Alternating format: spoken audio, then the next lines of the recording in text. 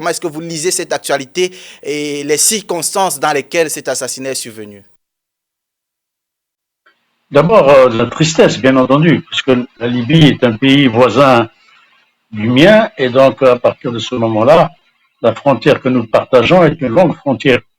Nous avons des difficultés avec les différents groupes qui s'y sont installés.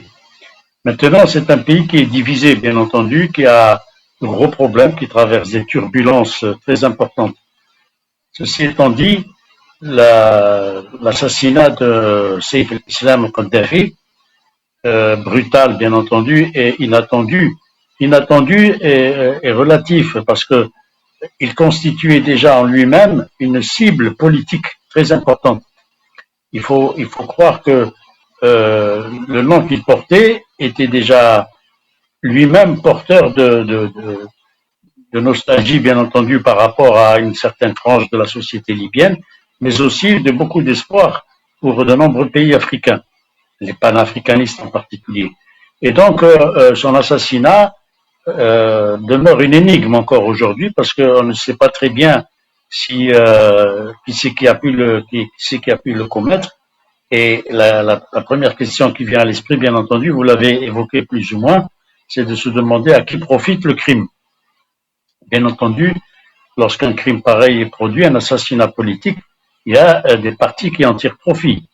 Et en Libye, nous savons qu'il y a de nombreuses situations conflictuelles qui font que beaucoup de partis sont intéressés. Vous savez, d'une part, ceux qui ont provoqué le chaos libyen, l'OTAN en particulier, avec la France, les États-Unis et la Grande-Bretagne, qui ont bombardé le pays et qui en ont fait ce qu'il est devenu aujourd'hui.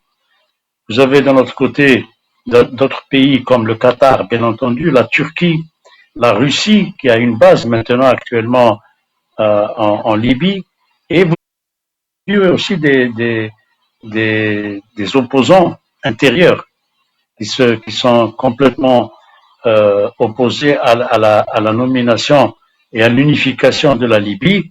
Je pense au maréchal Haftar et en particulier à ses enfants. Certaines parties libyennes pointent directement le fils du maréchal Haftar, Saddam Haftar, comme étant le responsable de l'assassinat de Kadhafi. Mais pour l'instant, personne n'a de preuves à ce niveau-là. Et donc, il est important de se demander à qui profite le crime. Et quand on voit le nombre d'opposants et le nombre d'individus qui s'étaient quelque part opposés à l'élection et à l'unification de la Libye, on peut dignement et légitimement s'interroger sur ce type d'assassinat. Il y a aussi, il ne faut pas peut-être le négliger, la question de règlement de compte personnel, parce que c'était une personnalité très forte, et à partir de ce moment-là, il est évident qu'il y a des personnes qui avaient des comptes à régler avec Kadhafi. Mais la manière dont a été provoqué l'assassinat de Saif al-Islam, c'est une manière de professionnel. Des personnes qui ont pénétré dans sa maison alors qu'elle était soi-disant protégée. Il était entouré de milices. Il y avait des caméras de surveillance. Celles-ci ont été désactivées. Tout cela incite à se poser des questions sur le professionnalisme, bien entendu, de ceux qui l'ont assassiné. Et on ne peut rien exclure comme hypothèse pour l'instant.